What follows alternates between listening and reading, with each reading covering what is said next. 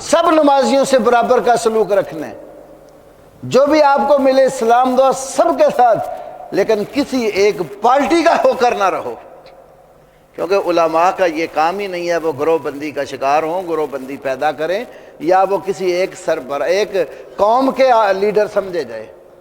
عالم پوری امت مسلمہ کا نمائندہ ہے، عالم تمام مسلمانوں کا مشترکہ سرمایہ ہوتا ہے۔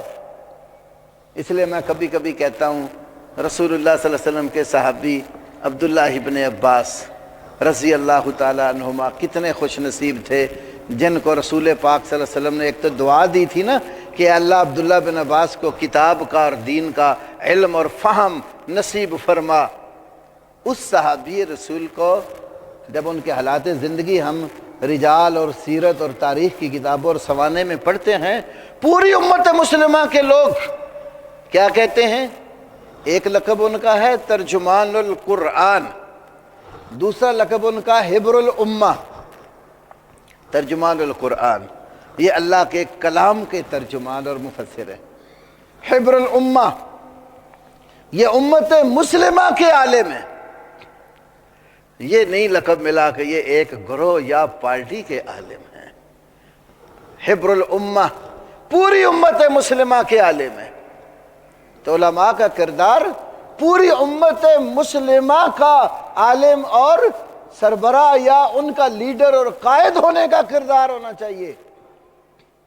اگر علماء بھی دھڑا بندیاں جو ہے نا وہ کریں تو پھر امت کا تو اللہ ہی حافظ ہے نا۔ تو علماء کا کام ہے سب کو جوڑنے کی کوشش کریں، سب کو اکٹھا کریں، ایک اللہ کے حضور عبادت کرنے کے لیے ایک پلیٹ فارم پر سب کو جمع کریں۔ اسی بات کے پیش نظر الحمدللہ ہم اپنے خطبے میں، اپنے اس ادارے میں کبھی بھی ایسی تقریر یا کوئی بھی عالم آتا ہے نا، میں پہلے اس سے گزارش کرتا ہوں یہاں کوئی ایسی تقریر نہیں کرنی جو فتنہ پروری پر مبنی ہو۔ اور بعض جلسوں پہ جاتے، میں خود جاتا ہوں نا تو کئی ملنے والے آتے ہیں وہ جو شر پسند ہوتے ہیں، حضرت آج وہ ہمارے یہاں فلاں مولوی صاحب آئے تھے دوسری مسجد میں، انہوں نے یہ تقریر کی، آپ نے اس کا جو ہے نا خوب نوٹس لینا۔ ہم ادھر سے سنتے ہیں ادھر سے نکال دیتے ہیں۔ اگر ہم بھی وہی ایک دوسرے کو برا بھلائی کہیں گے تو ہمارے میں اور اس میں کیا فرق رہ جائے گا؟ اگر کسی نے آپ کو گالیاں دی ہیں تو آپ گالیوں کا جواب گالی میں نہ دیں، ہاں جو مسئلہ اس نے کیا ہے اس کی جو صحیح شکل ہے، آپ سمجھتے ہیں کہ یہ قرآن اور سنت کی روح سے یہ مسئلہ اس طرح نہیں اس طرح ہے، اس کو احسن انداز سے بیان کریں، یہ آپ کی ذمہ داری ہے۔ لیکن اسی طرح ہی اینٹ کا جواب پتھر سے، اس نے ایک گالی دی اب 10 نکال کے آ جائے، تو یہ کوئی اسلام کا طریقہ نہیں ہے۔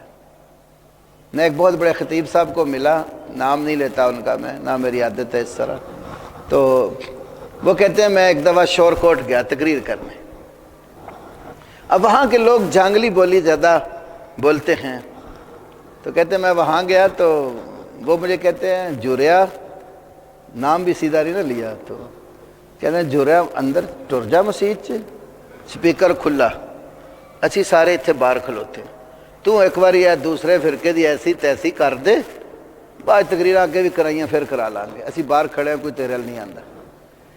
اس طرح کے لوگ بھی ہیں، اللہ سے ڈر نہیں لگتا، خوف خدا قریب بھی نہیں پھٹکتا۔ یار آپ کو گالیاں دی ہیں تو آپ کے رسول کا یہ طریقہ ہے، انبیاء کا یہ منہج ہے؟ کیا انبیاء کو کافروں نے، مشرکوں نے گالیاں نہیں دیں؟